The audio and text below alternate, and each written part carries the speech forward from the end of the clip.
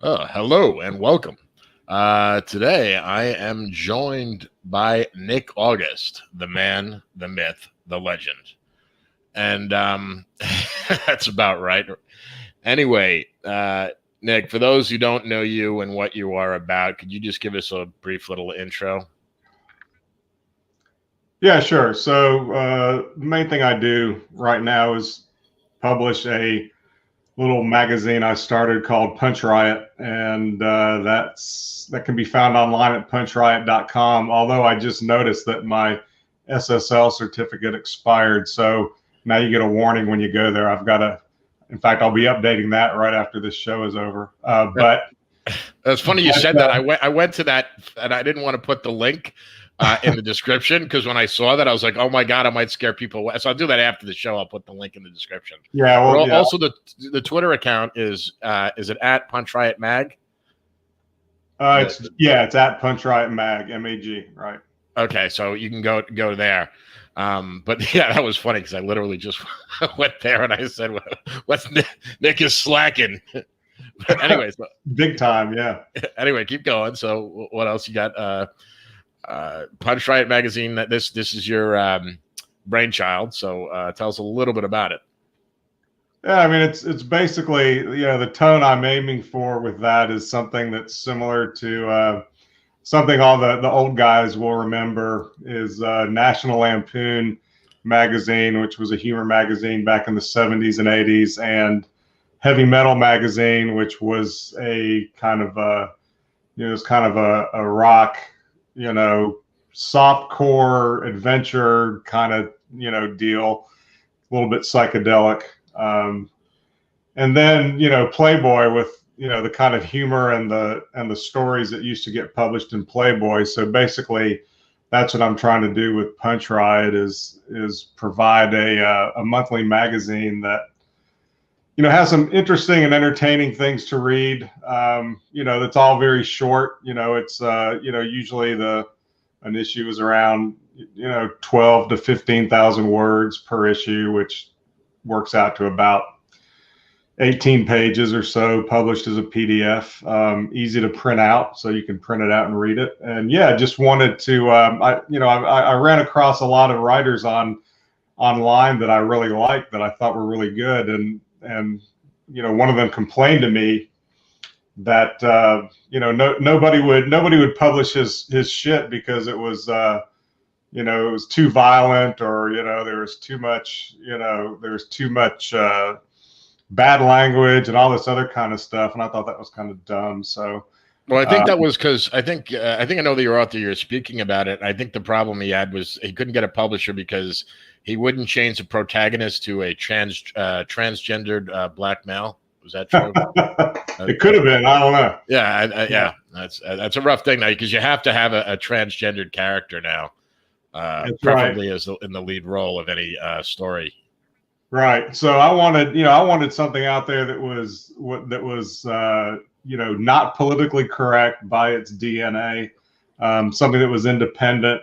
It's not necessarily a conservative or right wing kind of thing. It's just the sort of thing that I want the story and the art. When we publish art, and all of that has to come before politics, because I'm not interested really in getting into politics, but I'm definitely not going to publish a lot of communist bullshit. So that's kind of where we are.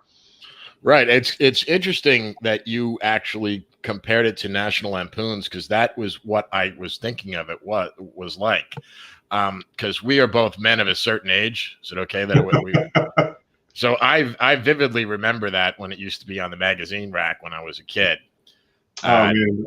That was the funniest thing too. Like the one that I remember, the cover that I remember the most vividly was the one where they had the dog on the cover and a gun pointing at the dog's head, and the caption on the cover page was, "Buy this magazine or we'll kill this dog."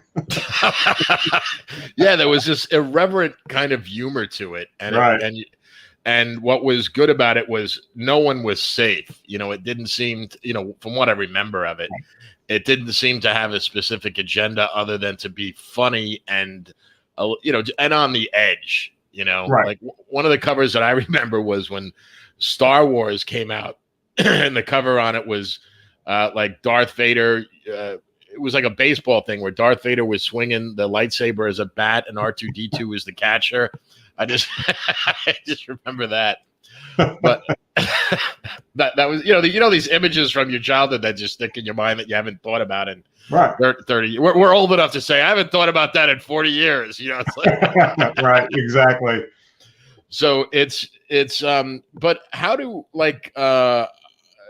because I'm not a writer, I'm a reader, as I always say to people. So I am fascinated by people like you who do write and edit and stuff like that. And I don't envy editors. Could you that just seems so laborious, or maybe it's just like you have a certain gene that you are willing to subject yourself to editing other people's work. Well, I mean, you're right. I think editing really, it's a pain in the ass, and I kind of see myself as a publisher more than an editor. So believe me, whenever we make enough money at Punch Riot, the first thing I'm going to do is hire an editor and let them handle all that shit, because I certainly don't want to. But there are two aspects to editing, as I've come to realize, at least in my case, and one of those is that you gotta correct things, you gotta fix things. You fix grammar problems, you correct typos and all that kind of stuff, and that really kind of sucks, and I don't enjoy that at all. I just do it because I have to. And the other part of editing, though, is reading the stories and the articles that come in, and working with the authors. If people can send in a really good article or story, and sometimes it just doesn't jive with what we're trying to do at the magazine. It's not that the story is bad, it's just that it's not right for us. But most of the time it's close. And so if it needs a little bit of work, that's actually kind of fun, is to read something that's about 80 or 90% there, and then I can just respond to the writer and say, hey, I'd really like to publish this. This ending just doesn't make any sense to me, and I don't think it doesn't fit in the. Well, also it also could be the theme of that kind of issue. Like you could have an issue that is kind of, maybe it could happen just totally organically, where an issue is kind of leading in a certain theme, and then you got this one story that's just like, whoa, this is like such a left turn that maybe we could publish this in an upcoming issue, but not this one. I mean, that could happen. That hasn't really happened yet. It's more just like, the story doesn't quite work with this ending, or there's, there may be something in there about it that I don't like. And so I'll reply to the writer, and I'll just say, hey, look, I'd really like to publish this. That ending doesn't work. I'll maybe give them a few prompts and a few ideas for where I think it should go. And then it's just really up to the writer. Some people don't want, input like that. Some people, they kind of want to dig in and say, well, this is the story, and I respect that, and then there are plenty of others who kind of look at it more like, whatever works, and so I won't rewrite the ending for them. I'll just say, it seems like it should be going kind of in this direction, or maybe you should end it one paragraph back instead of where you actually do, and why don't you go back and reread it with the second to last paragraph as the ending, and tell me what you think about that. So there's a good bit of collaboration, and that's actually kind of enjoyable. I do like doing that part of it. Well, actually, I could see how that would be enjoyable, because you would be getting to work with creative minds, people like that are creators, and that in of itself is just, there is some sort of weird kind of, I don't know, hard to quantify esoteric enjoyment of that, just, because, I've always kind of been envious of writers, because, I'm not one. It's kind of like, it's kind of like, I remember I've always been fascinated with people who, since I was a kid, I've always been fascinated with people who could like draw like naturally, like they never. You probably can remember like back in grade school, like you just give this kid a pencil and he's like, he could look at a picture and just like fucking sketch like the fucking Mona Lisa, and you're like, how did you do that? He's like, I don't know. How come you can't? Like, and I was like, right. well, and so I'm tend to be more like an analytical type person, and I always felt gypped by that because I do have a strong appreciation for literature and art. I just don't seem to have the ability to create it, if you know what I mean. So it's like, yeah. Well, I mean, my curse has been that I'm kind of both, and I was, I was a college writing teacher for a while, and I wrote a lot, and I tried to get published and all that kind of stuff, and I did the creative thing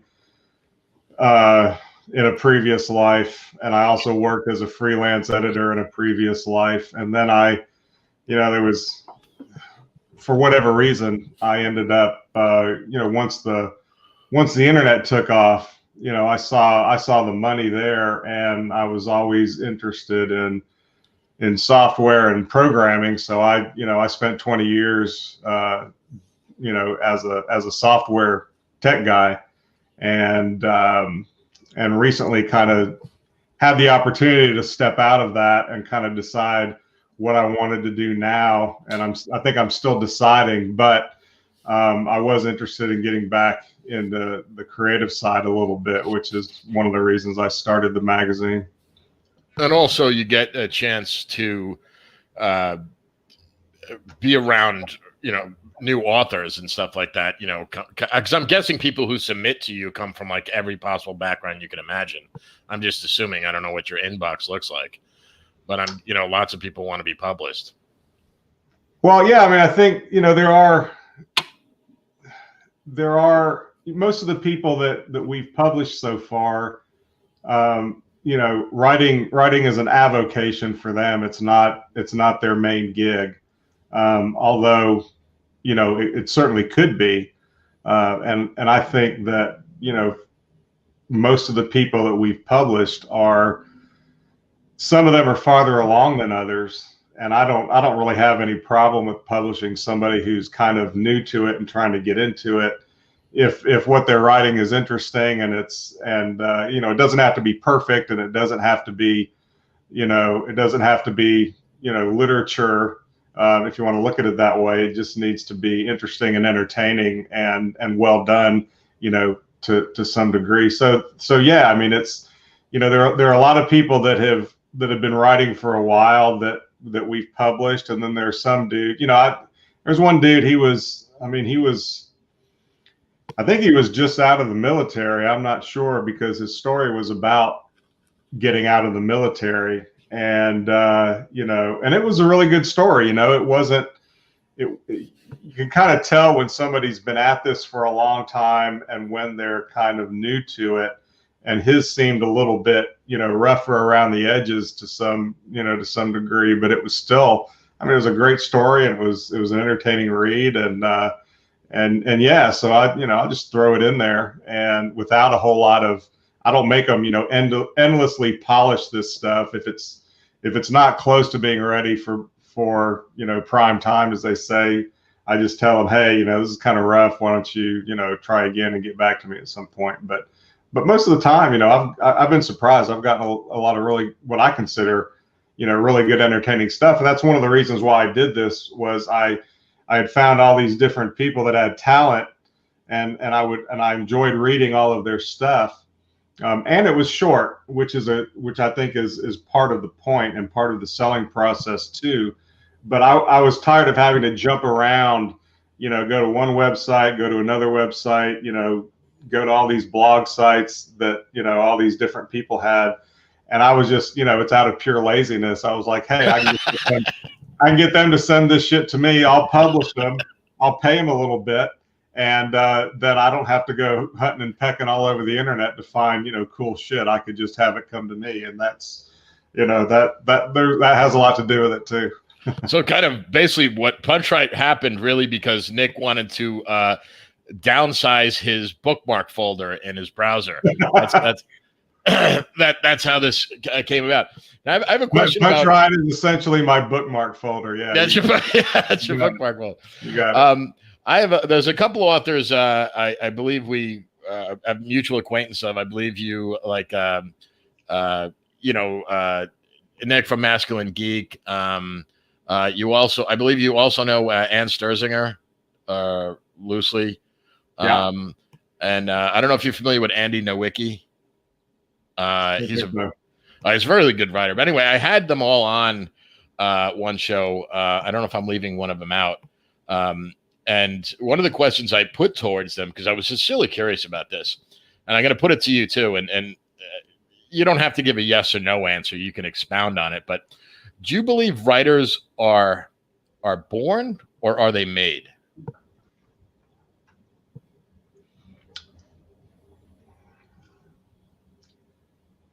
Yes. Sometimes brevity is king. I don't really know. That's a good question. I don't know that if that answer is even knowable. I think, is talent a matter of nature or nurture? Is it a matter of discipline? Is somebody who works really hard to become a good anything creative, are they teaching themselves to do it, or are they just going through the process of letting some kind of innate talent out? I tend to think that it's, my cop-out answer is it's probably a combination of both. Okay. No, I mean, I know it's some combination of both. It's funny though, because there are people that have been, that tell me that they've been writing their whole lives and wanting to do this their whole lives. And then there are people that say, yeah, one day I read something and I thought, hey, I could write that. And then they wrote something like that. And then that was it. So yeah, who knows? That's a good question though. But I guess I was asking that for selfish reasons, because I'm trying to get everybody to say they're born. So that's an excuse for me never to have to put pen to paper. Well, I mean, as a former writing teacher and occasional writing coach and ghostwriter and editor, I taught college English for a while, and including freshman composition and teaching people to write about literature, and also teaching English as a second language. And I do think that to be able to write well, I do think that's teachable and learnable for people who are motivated. Now, there is kind of a creativity part to it when you get to like fiction and poetry and that kind of stuff, that I don't know where that comes from. That may be, that may be some kind of talent you're born with, because there's a lot of, to really be able to tell a story and all of that, there's some people that are just so good at it that you do have to kind of think that it's something they're born with. But, I do think having been an English teacher and having coached people, I've seen them actually get better. But it's to me, it's the kind of thing. Most people hate writing, so you have to really be motivated in order to be able to improve it, I think, and to actually teach it, and to actually do it for long enough to get good at it. Because I don't think I think people come out of they may come out of the birth canal with some kind of bent toward creativity and a facility for language and all that. But I don't think anybody just, picks up a pen and starts writing well. I still think that takes some kind of, most people I think most good writers are self-taught, but, I think anybody who's motivated can learn to write something well, even if it's just a technical manual for a, piece of software or something.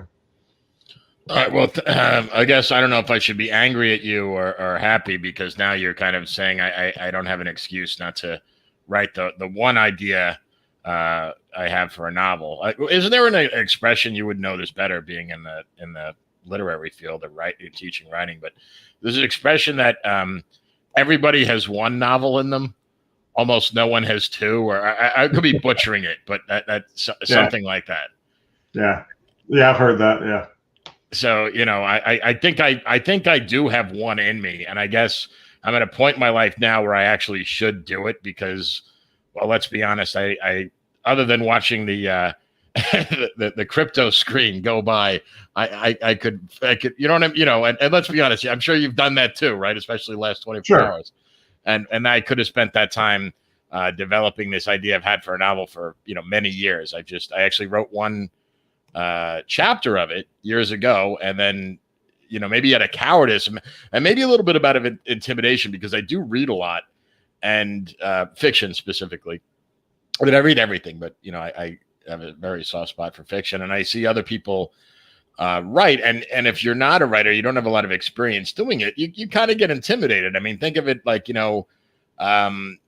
let's say you were you grew up in a small town and you were a football player, and then you get to college, and you go to some big state school or something, and there's all these guys. You were the big man on campus when you were in high school, and then you go and you know what I mean by that, right? Yeah. So that's the point where that's what separates the men from the boys, right? Because you can be a big fish in a small pond, and then when you get to the larger pond or the lake or the ocean, that's where you decide, if you're going to use that, competition to make you better, or if you're just going to say, oh, the hell with it. And, the people that get better are the ones who aren't, who, despite being maybe intimidated a little bit, they're still challenged and inspired by that competition, and it makes them better if they stick with it. Well, do you believe a lot of writers, like, I don't know if this is true of you, but it's kind of something you've been doing and probably not realizing it by giving your feedback on submissions to Punch Riot, is you're kind of acting like a mentor without realizing it. Because I'm assuming most of the writers are a lot younger. Not all of them, but most of them are. Well, it really varies. There are some who, send me things that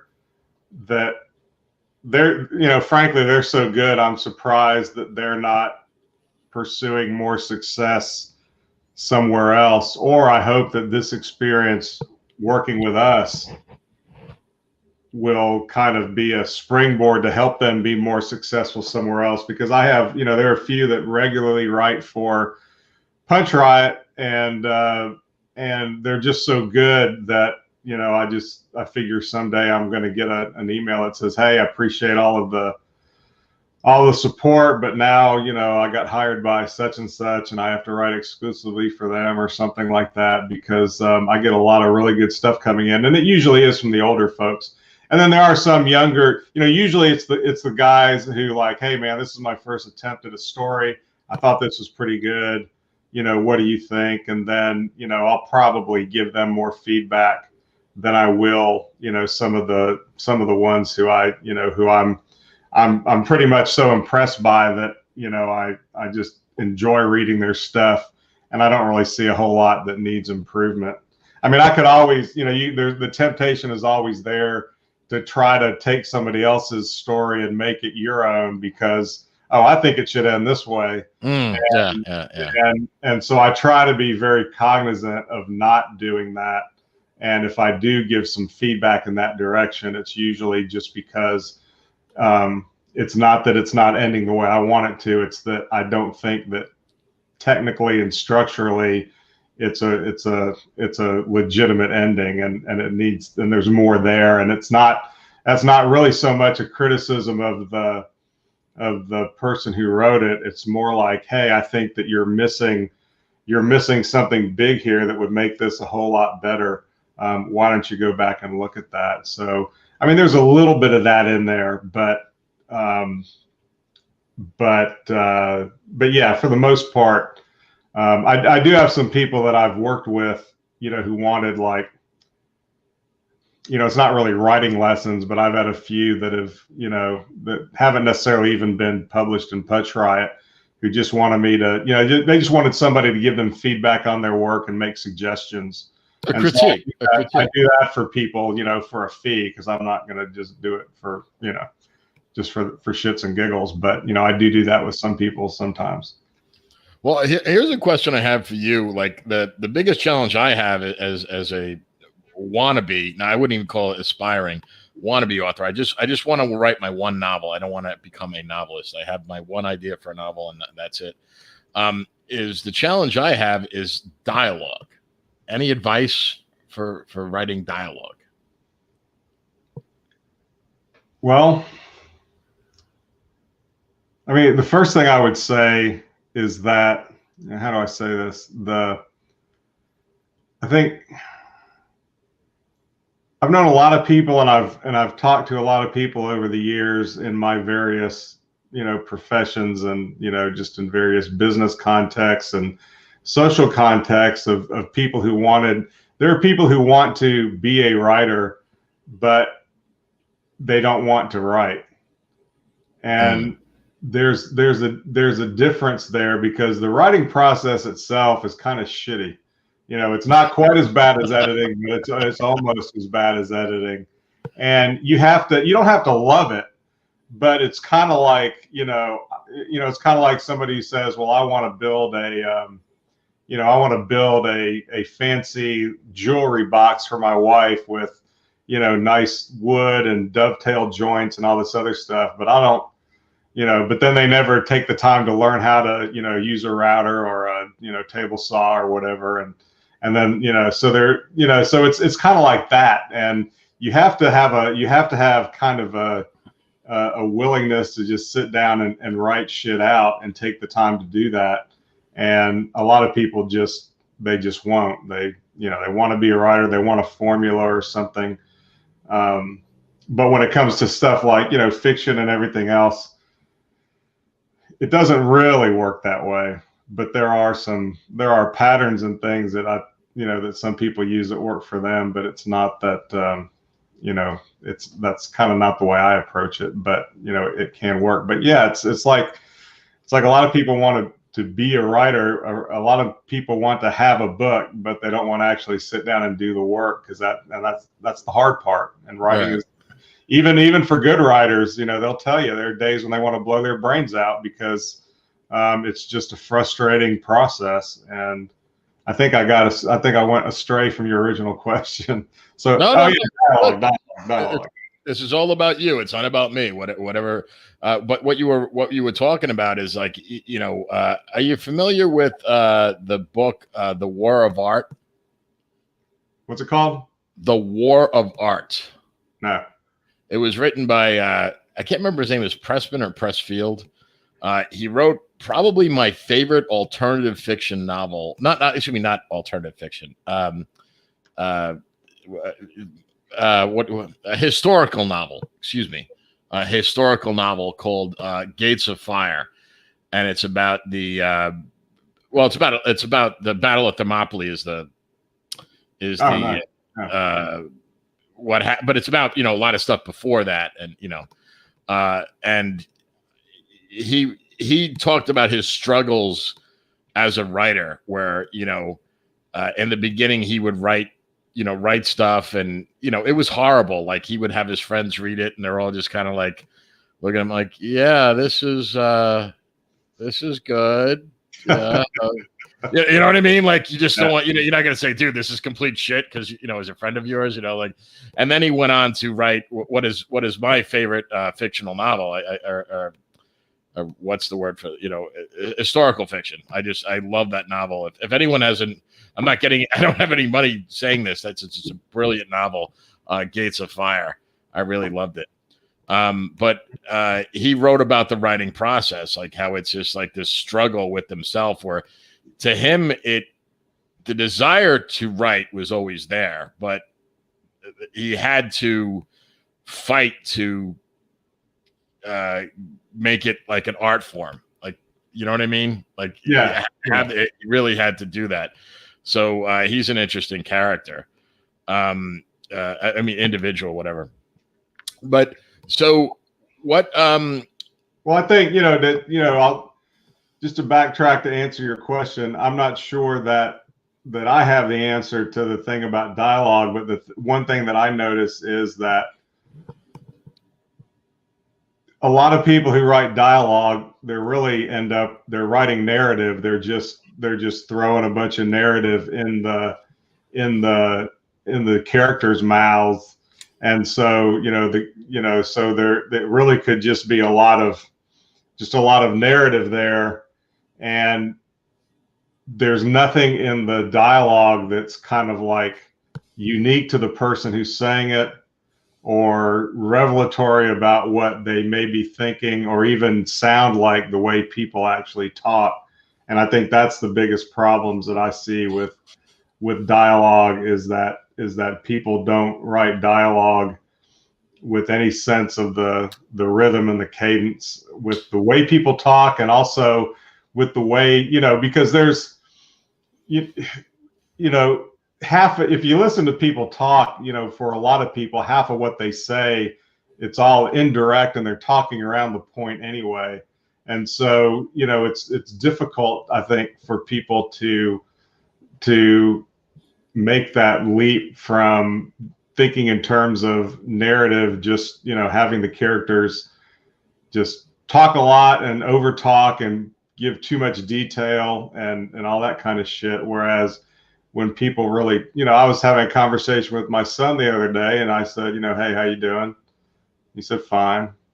And I said, what's been going on? And he said, not much.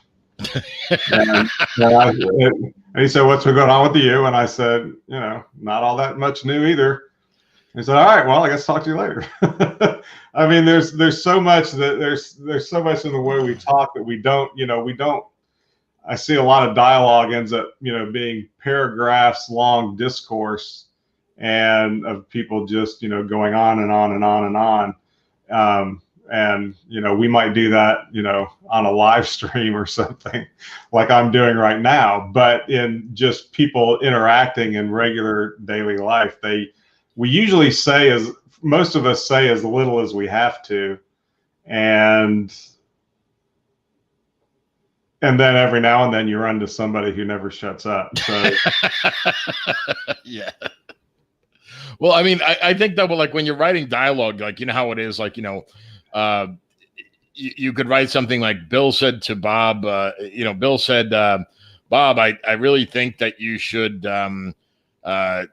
turn down the nuclear reactor before it explodes. And then there'd be something like, and then Bill raised his eyebrow slightly to the left and gave him that quizzical look, or, you know what I mean? Like, that's how dialogue is in novels. You know what I mean? Like, the writer has to, because the words itself can't convey all the meaning that the writer, the dialogue itself, can't convey all the meaning. So they'll have to talk about the expressions or the gestures that the characters are making to. Well, see, that's exactly what I don't like about most writing, because I'm just going to go ahead and tell you that almost everything I read, I think it could be a lot shorter, because I think we put, especially these days, we put too much detail in, and that's, if you want to talk about something that separates the men from the boys when it comes to, who's a really good writer, they can write dialogue in such a way and convey the mood and kind of what's going on there in such a way that, it implies everything you need to know about the, about the facial expressions and all that kind of stuff. And I think one thing that people do far too much of when writing dialogue, and in writing narrative too, is they just try to describe too much. What they're trying to paint a picture of a room instead of creating a conversation. And I think that's where a lot of people fail. So I think, what I usually tell people to do is try to eliminate all the narrative and just write 10 pages of a conversation, and don't use a lot of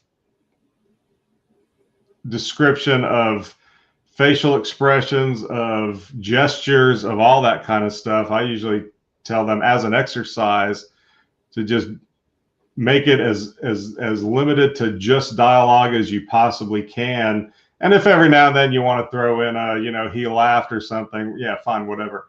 but just make it 90 to 95% dialogue, and don't use any word but said if you have to use anything. So it's only, he said, she said, but chunk everything like, he replied, he observed, he joked, he quit, all of that. Try to make it just dialogue, and think about it as if you were writing a play or a screenplay where, it was actually going to be something that was going to be spoken by two people, and you wouldn't have all of the cues, and maybe you would just leave the cues up to the actors who were speaking it. But yeah, I try when I do that myself, and then when when anybody asks me for advice on that, that's what I usually say, and what I usually do is focus on the conversation and leave everything else either to a minimum or leave it out altogether. Yeah, and also like writing, assuming when someone's reading what someone else has wrote, to some extent the reader creates it in their own mind, right? They're picturing all these things in their own head, whereas as a movie to a lesser degree. And also, I think if you clearly define your characters, then people should know what expression they would have when they're saying that. You know what I mean? Well, you make a good point, because the whole point of reading is, or at least a good part of that when you're reading fiction and poetry, for instance, part of the fun is using your imagination. And if you overwhelm the reader with details, then they're spending all their time trying to put all those details together. But what should happen with the story and with the dialogue is it should be kind of an engine that just keeps propelling the reader forward to find out what happens next. So it should really be about action and about what people actually say to each other. And I think that's that's one of the things that separates somebody who, in my opinion anyway, is really good and really interesting to me, is somebody who can focus on getting that action going with their dialogue, and the details. I just don't think a lot of those details matter so much. Now, in some cases, like if it's a novel about Gettysburg, say, then obviously you're going to want some narrative in there that kind of describes how what the scene is like, how the armies are laid out, facing each other, what their formations are. There's a lot of that sometimes that is very relevant, but I think that most people, especially people who have not written a lot, I think they tend to over focus on those details because it's easier. It's easier to say, okay, I'm just going to describe what kind of shirt he's wearing and what kind of shoes he's wearing and what, the fly buzzing on the window and all that shit. And you can throw all that stuff in there. But to me, that's kind of a cop out. And that stuff should be kind of few and far between, just in my opinion.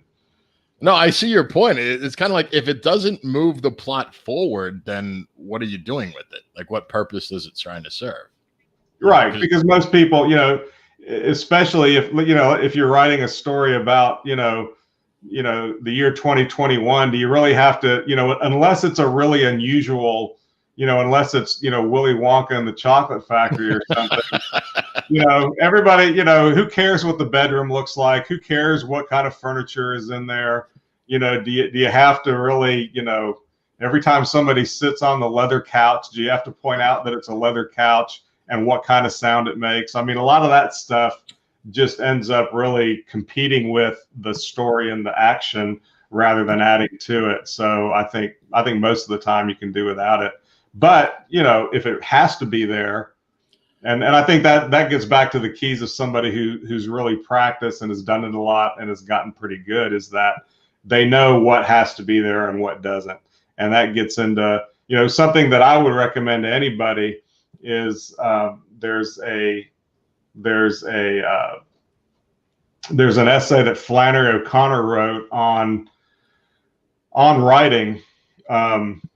And there's also a collection of essays that she wrote that are basically more or less all about writing. And one of the things she talks about is something called the habit of art. And And her point, and this kind of gets at your earlier question about whether it's nature or nurture, is that the more somebody practices some kind of art, the better they get at like hearing the raw materials in life, and then intuitively, although it's not, but it feels intuitive, that then they just start visualizing, oh yeah, I see how that conversation would work out in 3 pages of dialogue. I see how that would go there. Or with somebody who's a painter, say, you know, you could have 3 painters looking at a landscape, looking at the same landscape, but when they actually paint it, you're going to get 3 different paintings that may resemble each other somewhat, but each one has his own idea of how that should look on canvas. And it's kind of the same thing. I think the more you write, the easier it is to, when you have an idea or you hear some dialogue or you say something that sounds like it could be good, that they, you know, after you've done this a lot and practiced it a lot, then I think it starts becoming kind of second nature when it's time to put it on paper, and you have a good sense of how to do that. And that's what Flannery O'Connor was talking about in her essays.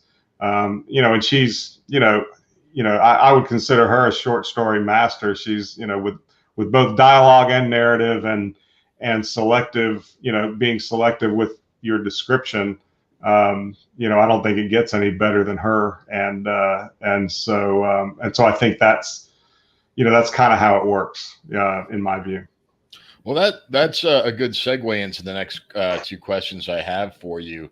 One is, do you have a preferred medium? Like, do you enjoy short stories more than novels, or you just considered, well, you're just comparing apples to oranges? Because some people, because to be honest, the short story genre is something I've just very recently, and by recently I just mean in the last year and a half, have come to really appreciate. Not that I haven't enjoyed short stories before, but I always enjoyed the novel. Yeah. And I was just curious. That's my first question of you. Maybe you just, if it's good, it's good. You don't care whether it's a novel or a short story. I don't know. I like short stories and I like short novels. Okay, I think, and that gets back, that partly gets back to Punch Riot, because I think we have kind of lost our attention spans, or they've been drastically reduced, because now we don't need, you know, technically we don't need to read, because there's an audio book or there's a video for everything. There's YouTube for everything. And I think that, you know, if you look back at, you know, kind of critically at the history of fiction and literature, you know, back in the old days, you know, they were trying to make as much money as they could as a writer, because, you know, it beats working for a living, right? So, yeah. So, you know, a lot of novels were serialized in magazines, and, you know, a lot of, you know, so magazine publishers, you know, they tended to, you know, the more you wrote, the more you got paid. With books, it was kind of the same thing. You know, the longer and bigger the book was, the more the publisher could charge, so they could make more money. And, you know, it was also, especially back in, you know, pre-20th century, when most people hadn't traveled much, you probably needed more description in there, because, you know, there were no movies, there were no really all that many photographs. So, you know, anytime you were writing about a part of life that the reader didn't experience, you know, you have to let them know.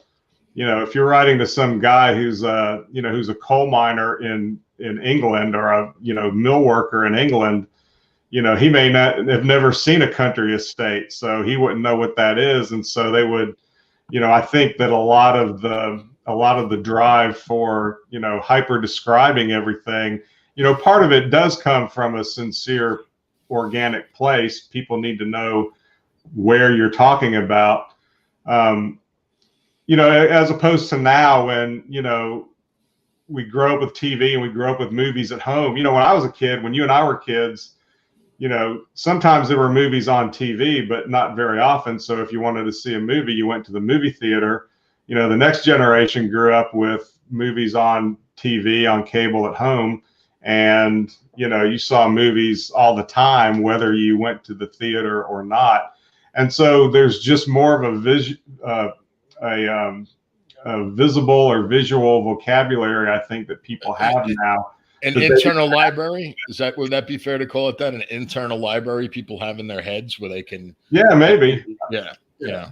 And so I think, and so I think, especially now with shortened attention spans, I think your average person isn't going to read a 400-page novel, and it's not because they're stupid. It's just because there's plenty of other things competing with that. And if they didn't grow up, enjoying reading already, then the barrier to entry kind of, emotionally and existentially, I guess, gets kind of high when you can just watch the movie or, watch a bunch of YouTube videos about something.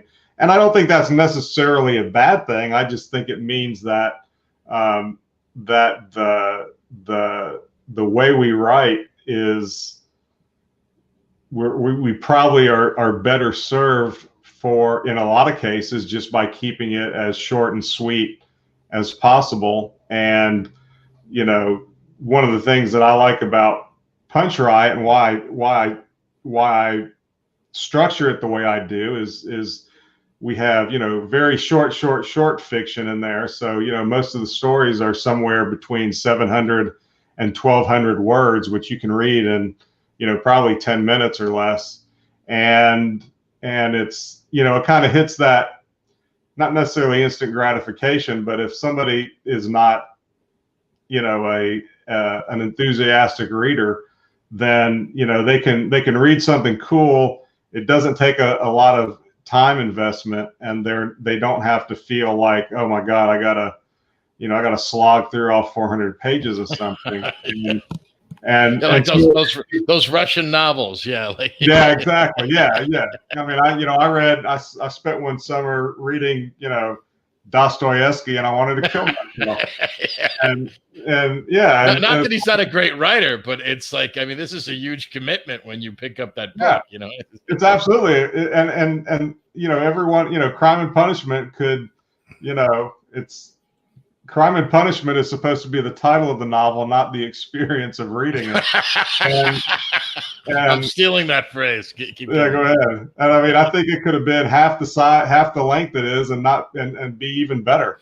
And so that's just the way I look at it. And I, so I really enjoy, if I read novels, and I've read a lot of long ones, and I don't mind, but I like the 200, 220 page novel, nothing longer than that, because it's not so much I don't have the attention span or even the time now that I'm an old guy and don't have all that much else to do. It's that I get bored, not because it's that reading is hard, but because most people who write really long novels, I think they just throw so much in there that's irrelevant. The story gets lost in all the details. Yeah, it becomes a little bit self-indulgent. But I have a question for you. And some of these questions, I think they're personal. Maybe you don't, but and you don't have to answer if you don't want to. Could you tell us some of your favorite novels or novellas, not short stories, from the 20th century, from 1901 to 1999? Yeah, sure. Well, I really like. I'll start more recent and go back, and I'm gonna go with writers more than specific novels. But Thomas McGuane, who he's still alive, he did most of his work in the 20th century, and he was really great. He wrote some screenplays as well for Hollywood, but he mainly wrote novels and short stories.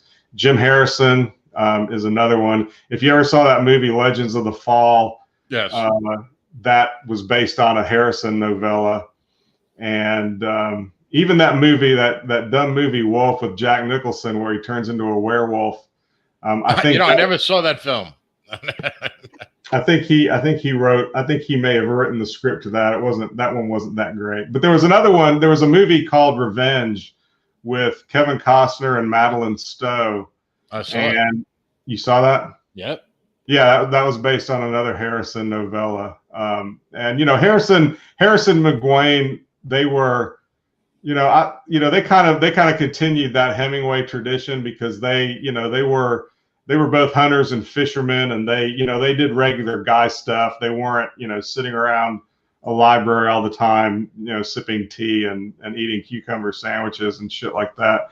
So they were out doing regular guy stuff, and then they would write about. Their writing has to me a more realistic feel to it, and just stuff that's about real life as it's experienced. Even though they tend to be, they can be very comic or very extreme and violent, but most guys, I think, that have read that stuff, it really resonates with them. So those are two of my favorites. And then Flannery O'Connor as a short story writer, I think, was outstanding. Hemingway, I think, was outstanding. I don't know. Well, just interrupt you on Hemingway. Hemingway also mastered the short story and the novel, because he was a prolific writer, and he wrote in both genres. Yeah. I remember back in college reading his short stories. What a really short story he wrote. I don't know if anyone remembers it. It's called White Elephant, or The White Elephant. I don't know if you know. But yeah, The Sun Also Rises, and Hemingway was a prolific writer, a really tortured soul. I think he blew his brains out when he was only like 58 or something like that. Another interesting thing about Hemingway was, didn't he like throw all the rules of like grammar out the window, like the way he wrote? Like he just kind of like made it up, what Hemingway did, and this kind of gets back to what I was saying earlier. He tried to be as sparse as possible and base most things off of dialogue. And I think probably one of the best short stories ever written, and one of his best, is called The Short Happy Life of Francis Macomber. And it's just real quickly, it's about this British couple who go to Africa and on safari. Oh, I read this one. And it ends with the wife supposedly accidentally blowing her husband's brains out. But what actually happens in the story, and for people who like, the red pill stuff, there's a lot of good red pill meat in this one, because when they're out on safari the first day, Francis, the husband, he wounds a lion or a water buffalo or something, but doesn't kill it, and it trots off into the brush. And so part of the ethics of the whole thing is he's supposed to go in there and find it and kill it, because if he doesn't, then there's this wounded, animal wandering around that's likely to, hurt how many, other people. And so it's kind of your responsibility to put it down. And so he goes in after it with one of the gun bearers, and he chickens out and runs away when the lion charges. And so the guide, the great white hunter, the safari guide, has to put the animal down. Well, his wife is there and sees this whole thing. And so that night she sneaks into the guide's tent and screws him. But everybody knows it, and Francis knows it. And so he ends up, the next day they go out after another, lion, water buffalo, whatever. And the same thing happens. He wounds it. It goes off in the brush. And, but by now he just realizes that he has to stand up and do something about it. And so he goes in after it, and the water buffalo is charging him, and he's shooting it with his rifle, but the bullets keep bouncing off that hard bony plate that's on the front of the water buffalo's head. And then his experience, the husband's experience is that everything goes white, and that's the point at which the wife shoots him in the head and kills him. And supposedly she's shooting at the water buffalo to try to help, put it down before it gores the husband. And the story ends with the guide saying, well, he was going to, he would have probably divorced you when you got back to England. And he discovered a lot of self-respect here. That's kind of the undertone. And he surely would have divorced you. And then she's just yelling at him to shut up. And he's just giving her all the business because she she got out of it by killing her husband. And he was rich, so she would have lost all that money and the lifestyle and everything else. Right. And but that's one of those classic Hemingway stories, and it's really I kind of butchered it a little bit in my synopsis, but it's a really good read. Yeah, for those. Yeah, well, that's another thing though. Do you, well, I don't want to spend all the time talking about literature, but it's one of my one of the things I like to talk about. Do you see, well, like writers like Hemingway, and I'm sure maybe you're not aware of this. They're no longer really being taught in school anymore. Yeah, like that kind of toxic masculinity of Hemingway. I'm saying that with the sarcasm thing, but it's true. Like that kind of the kind of stories that he wrote are people are looking down. Oh, that's just barbarians and stuff like that. But what you were just saying, like that short story you were talking about, was that there was a lot of what you call red pill truths, what I just call truths, truisms, about human nature. And I don't know, because you're not in academia anymore. You don't teach writing anymore, but you've been tuned into it enough. So at least, on an ancillary scale, you must be somewhat aware of that, like what's going on in literature. Yeah, when I was teaching in colleges, it was back in I guess I got my master's in '91, and I was I was teaching while I was in graduate school, and then I started, teaching kind of on a part-time basis for several years after that. And I used to teach Hemingway. I used to teach that story, as a matter of fact, because college kids really love that story because there's violence and conspiracy. So there's shit there that both the men and the women, the boy, Well, let's be honest. When we were in college, everybody loved those Hemingway short stories. Like, when you're a young guy, like, between 18 and 21, 22, like Hemingway was like red meat. I mean, that was, Right. And see, back then, so I was teaching in the late 80s, early 90s, probably until I think probably the last time I taught a class was around 2003. And but I used to teach that stuff all the time. And back then, in literature departments, or at least the ones that I was in, there was more of a balance, I think, between liberalism and conservatism, or leftism and rightism, or at least something that's a little more moderate and centrist than what there is now. And the feminists, there were feminists and feminism then, as a way to approach literature, and there were women who taught that, who were feminists. And they thought Hemingway was a shithead, but they didn't really make that big a deal out of it. It's like it's still part of literary history. And back then, the difference was that the feminists, it wasn't that they wanted to get rid of Hemingway, they just wanted to include a lot of other shit. Right. You could have all kinds of arguments about all that, but to me, at least, that was more of a reasonable, stance or viewpoint or perspective. It's like, teach him.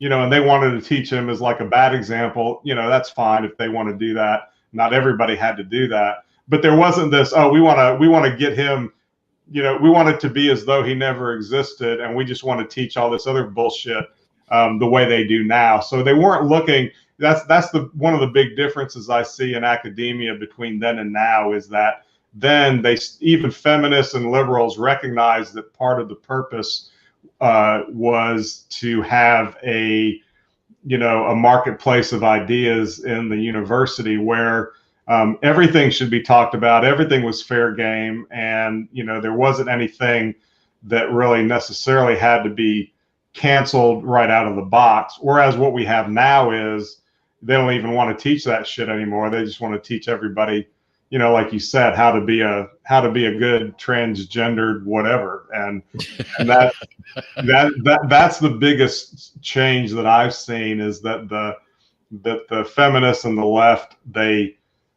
they wanted to be included at the table, but they weren't necessarily trying to exclude anybody. Now, they'd argue the shit out of you. They'd argue with you all day long and maybe even call you names, but they didn't try to get you banned from the university, whereas now it's totally different. Right. Yeah. So they were like, well, you could have, you could teach your Hemingway as long as I get to teach my Margaret Atwood or whoever the one. Yeah.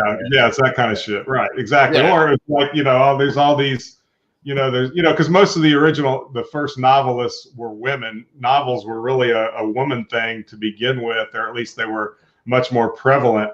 And so there are all these obscure woman writers from 18th, 19th, 20th century that you're talking about like Jane Austen, Mary Shelley, and kind of that. Yeah, but even more obscure. Those are kind of were already there, but there were even more obscure ones that the feminists wanted to include, which was fine. There were chicks in the 19th century. They wrote novels back then, so read them and see what see where the value is, and that's part of academia too. So fuck it, go ahead. But it was more like, we're going to do this, you can do that, we're going to argue about you and talk about you behind your back, but whatever. But everybody was still, at the, it was just, kind of like the proverbial family Thanksgiving dinner. Everybody's, by the end of the dinner, everybody's hating each other, but they're still all welcome at the table. And that's kind of how academia used to be when I was in it for the brief time I was, but it's totally different now in most places. And you would never go back to. I'm guessing that you would never want to go back to the modern incarnation of the academic world is something that I'm guessing you have no desire to return to. I don't really like students. I don't like teaching. I don't like anything that goes along with that. And if I went, quite frankly, if I went back and was, teaching again, I would, probably be, getting in trouble by hitting on the chicks. So yeah, I don't mean, especially these days, you could get away with that sort of thing back when I was originally in it, but I wouldn't even want to take chances with that shit now. Yeah, Buffy, how badly do you want an A in my class? Well, I never did anything like that, but I did date students after the semester was over. Right. Just kept it on the down low, shit like that. But even that today wouldn't fly. So. No, probably not, unless you were transgender. Yeah, if you're transgender, dating a transgender, they would probably say it's okay. Yeah, because then you could probably file a multi-million-dollar lawsuit against the university. But if it's okay, can we shift topics? Absolutely. Yeah. Okay. So I heard this rumor that that you have been investing in something called cryptocurrencies. Is there any truth to this? I can neither confirm nor deny the truth of that statement. But if I had been, but if I am, hypothetically, no, yeah, I've gotten very interested in that over the last year. Yeah. And you wrote, actually, there was a really funny tweet. Let's see if I remember it exactly. I have to paraphrase it. Where you said, I'm going to ride this downturn like a chick, like a BPD chick or something, borderline personality disorder chick or something like that. I laughed my ass off when I read that tweet of yours. I think it was you just got to ride this dip like it's that BPD chick. Yeah. Yeah. It was, yeah. Because everybody's freaking out about the dip, yesterday and today. So there was mass hysteria going on. I just thought that was crazy. Yeah, because I think Bitcoin, I think the high was 58-ish around there, and it dropped to 46. It was it was actually over 59. I think it got as low as 44 this morning. Oh, really? Okay. Wow. Yeah, but you're right. It was around 46, and that's the game. That's part of it. There's volatility there, but there's less volatility now than there was in the last bull market in 2017. And look at how everything has increased over the last 10 years, or at least over the last 4 years. So, if you're, I can understand if somebody's, been in crypto for 2 weeks and don't know the history, and they freak out because they bought a lot of crypto, and then the next week, their second week in it crashes or it dips like it did. I realize that could be, kind of disconcerting, but that's not unusual at all. So, that's just part of the game. And if you can't handle that, you probably shouldn't be in it. Right, you shouldn't be in it. Yeah, because I picked up some more when it hit 46, and I don't know what the exact what. When it got down to 46, I bought some more.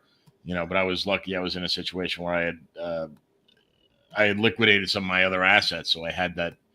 Had that opportunity. But I mean, if other people who, let's say, their money was tied up in stocks or whatever, they couldn't take advantage of that.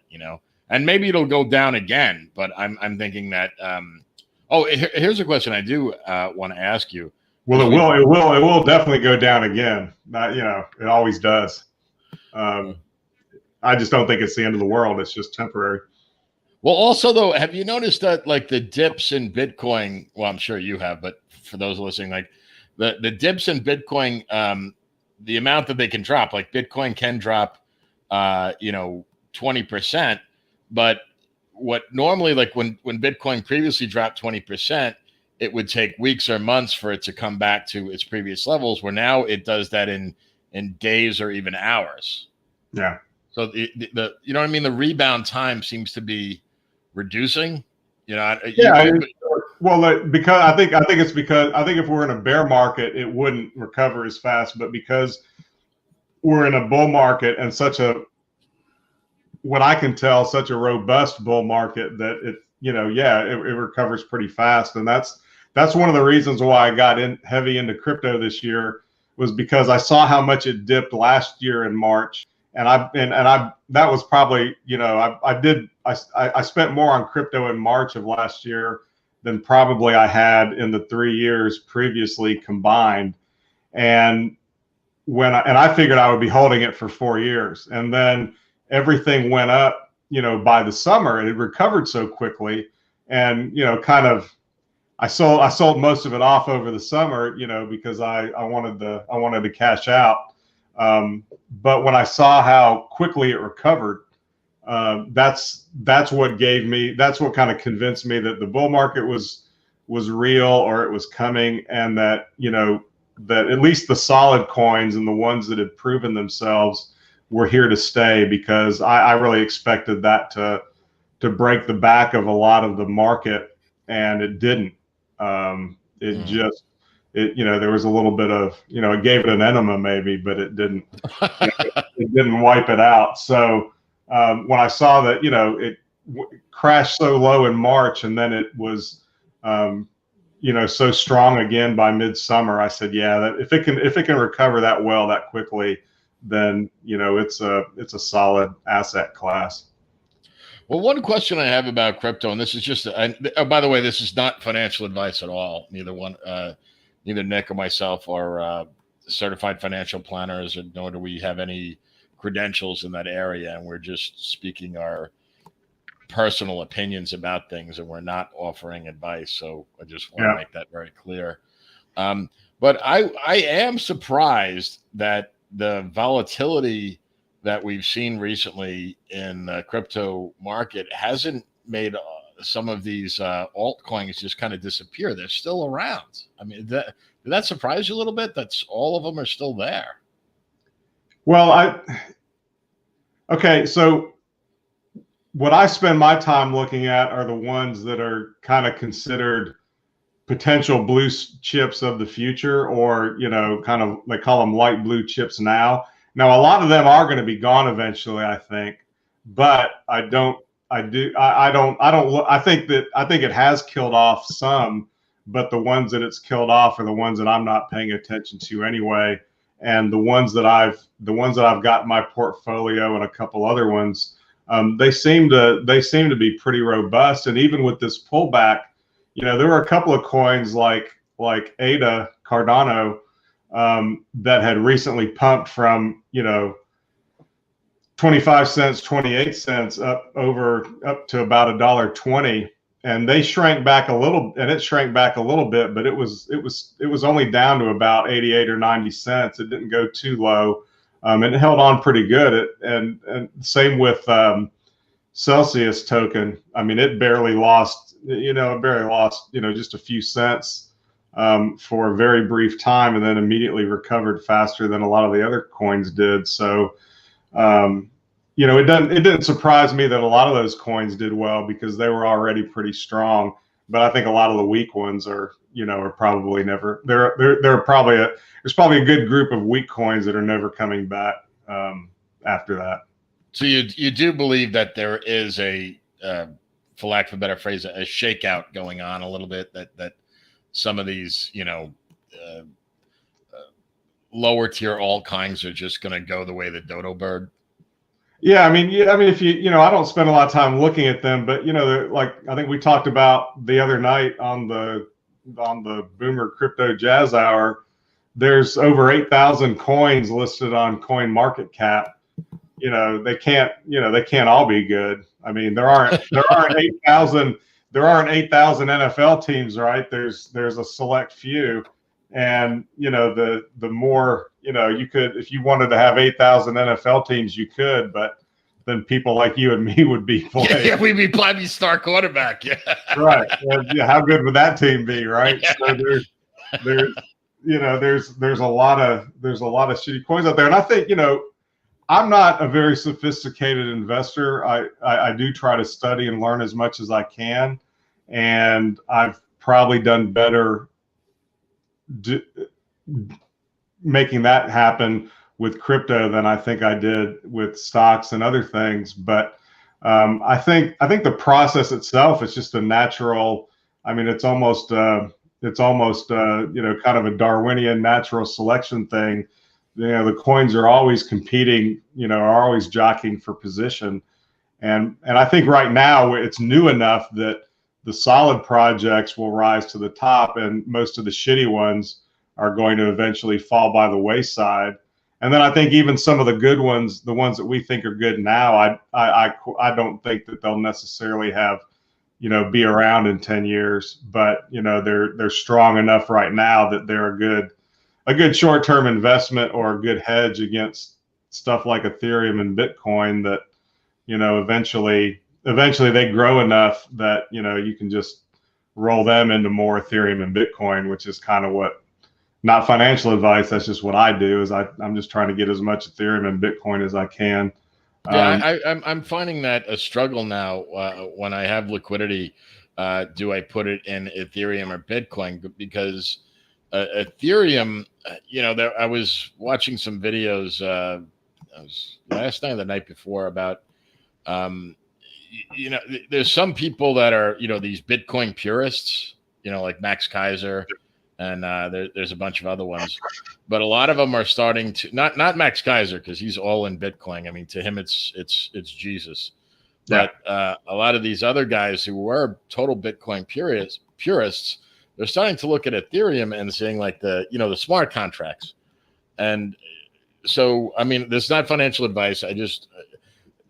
I don't know about Bitcoin long term. It just seems like Ethereum, because some of the other coins are kind of based on that platform, I see all this speculation about Ethereum is going to be used like for real estate contracts and everything else like that. So I'm wondering what is your take on that, or even maybe you haven't thought about it much. I don't know. Oh, I've thought about it. I think about it every day. So I guess my point is, it's like if you had $100,000 and someone put a gun to your head and say, okay, you have to invest it in Bitcoin and Ethereum, like what would be your breakdown? Like how much Bitcoin and how much of Ethereum would you, like, what percentage wise? Yeah, well, I mean, if it was today, I think I would put most of it into Ethereum, if not all of it into Ethereum, just because Ethereum has, I think there's a lot more room for it to grow before it tops out.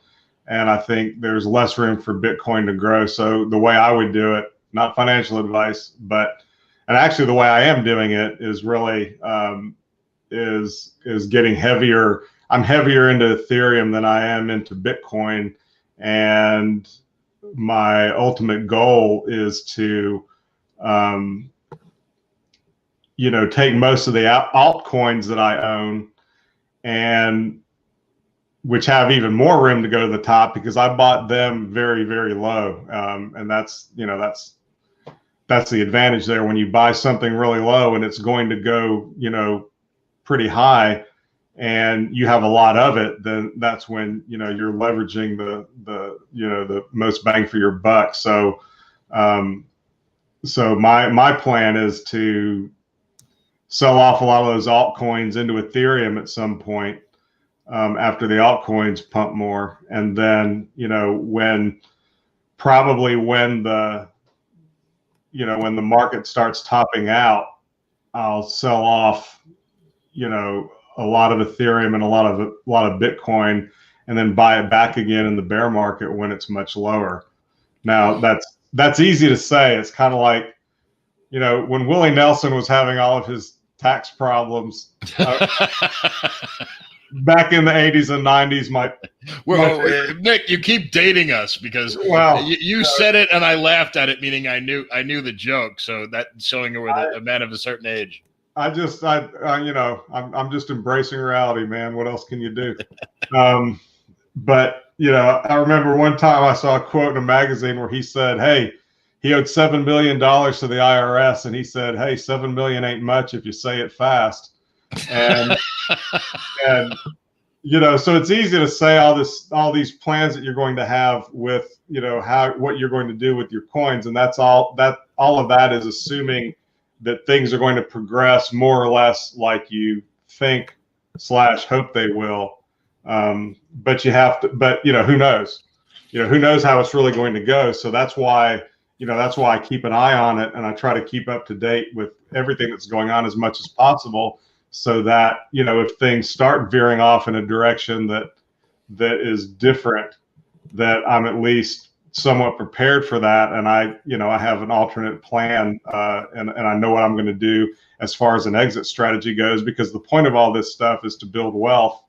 But at some point you have to cash it out, at least some of it, or you have to stake it or place it someplace where you can earn so much interest and maybe take loans against it that it benefits you financially. But if it's, I'm wanting to hold long term, but what I would like to do is, be able to sell when it's close to its peak, and then buy more back again after it crashes, and we're in a bear market.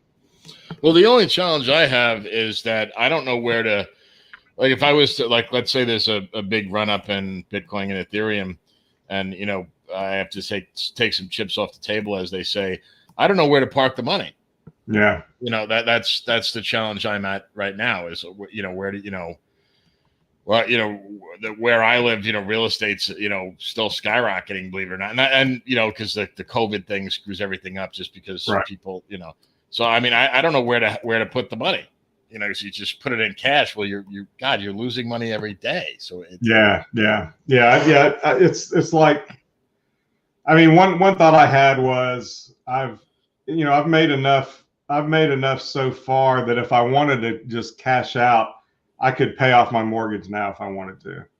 And if I could, if I continue, if I hit the goals that I have set, or at least get close to them, I may do that, or I'll sell the house and just, buy, if I want to move, I'll just buy a house with cash, which is one of my main goals right now, since mine too.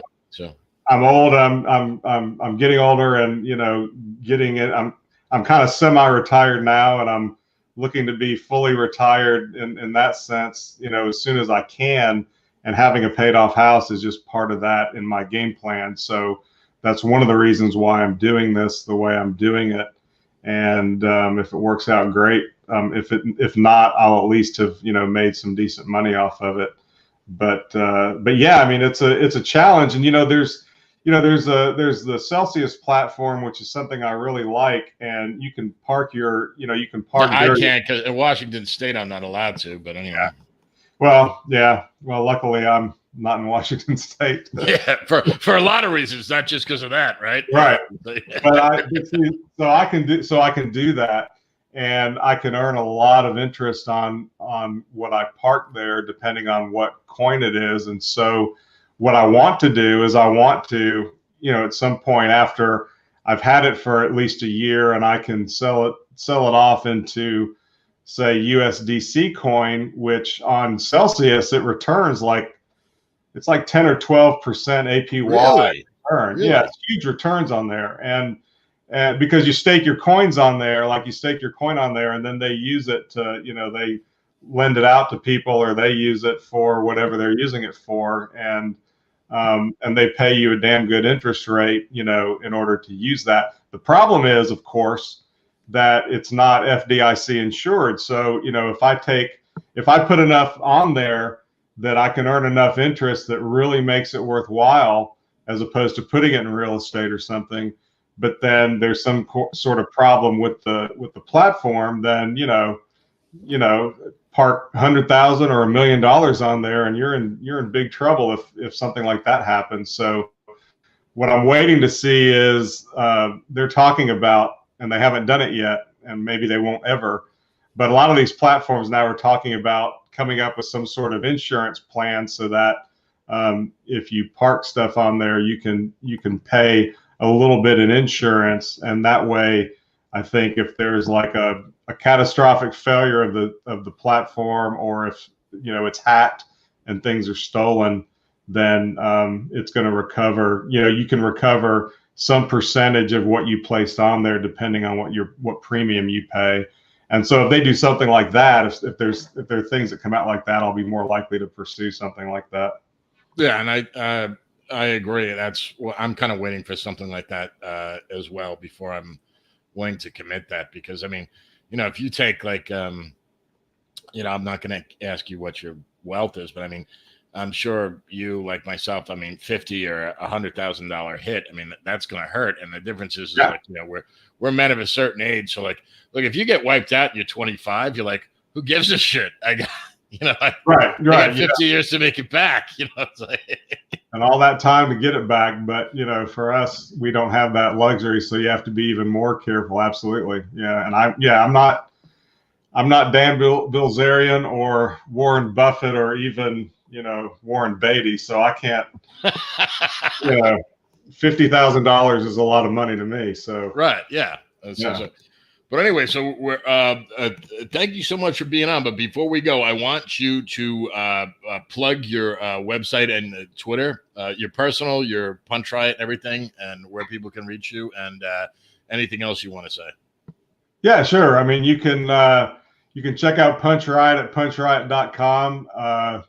Yes, you're going to get a warning, but I'm as soon as I hang up with John, I'm going to get the SSL cert updated, so that I completely slipped my mind, being an old man, right? So yeah, check out Punch Riot, and we have something new in addition to the magazine.